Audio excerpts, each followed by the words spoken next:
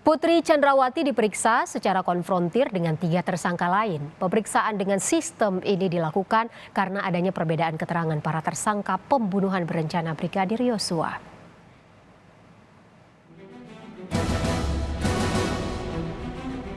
Istri Irjen Verdi Sambo, Putri Chandrawati, kembali diperiksa sebagai tersangka terkait kasus pembunuhan berencana terhadap Brigadir Yosua. Pemeriksaan ini menjadi kali kedua. Berbeda dengan pemeriksaan pertama, hari ini Putri akan dikonfrontir dengan 3 tersangka lain.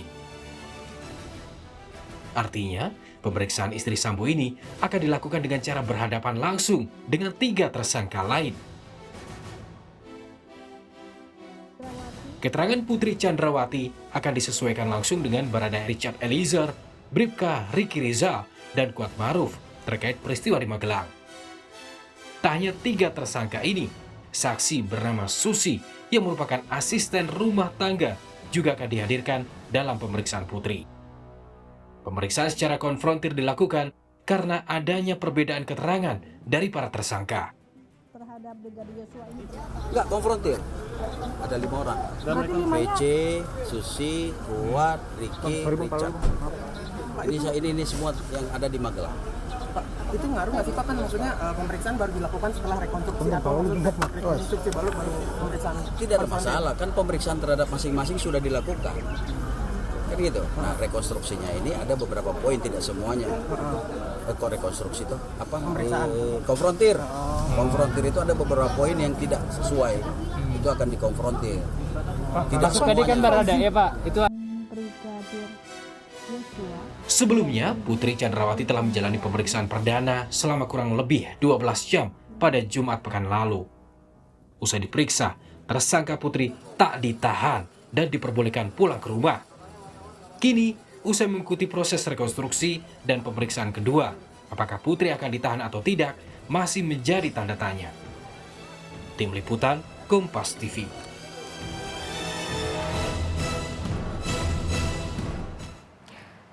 Lalu bagaimana dengan proses pemeriksaan tersangka Putri? Kita bergabung dengan jurnalis Kompas TV Dipo Nurbahagia di Barreskrim Polri. Dipo, pemeriksaan kedua ini dilakukan secara konfrontir, artinya dihadapkan langsung dengan 3 tersangka lain yaitu Eliezer, Riki Rizal, dan Kuat Maruf. Mengapa demikian, Dipo?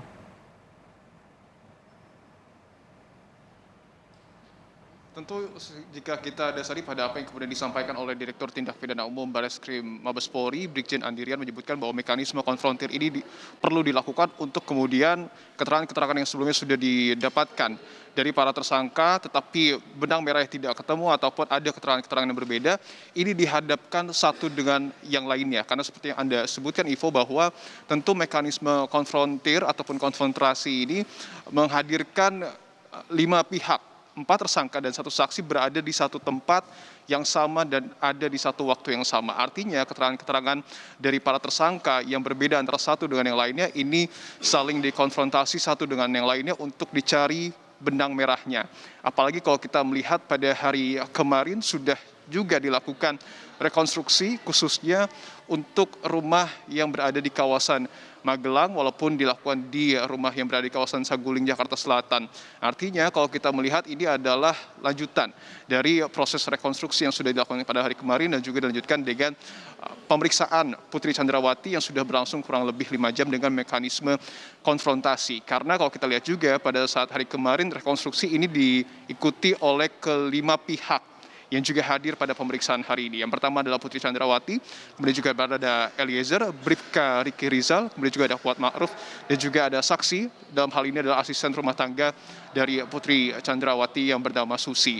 Menarik, dan kita juga nampaknya masih harus menunggu apa sebenarnya poin-poin yang kemudian akan disamakan ataupun yang akan dikonfrontasi oleh tim penyidik. Tetapi kalau kita melihat dari apa yang kemudian sebelumnya sudah disampaikan oleh Kapolri Jenderal Listio Sigit Prabowo, pihaknya baru menyebutkan sedikit terkait dengan motif adanya rasa marah dari Irjen Pol Verdi Sambo ketika ada laporan dari Putri Chandrawati pada saat itu di Magelang ada peristiwa yang dinilai mencoreng kesusilaan dari Putri Chandrawati. Artinya kalau kita mengacu pada statement tersebut tidak menutup kemungkinan pemeriksaan yang dilakukan pada hari ini ini terkait dengan motif dari pembunuhan Brigadir Yosua. Tetapi tentu kita tidak dapat mendahului penyidik, kita masih harus menunggu statement resmi yang tentu nanti akan disampaikan oleh Dirtipidum Bareskrim Mabes Polri. Tentu pertanyaan lainnya adalah apakah kemudian nanti Putri Chandrawati ini akan dilakukan penahanan.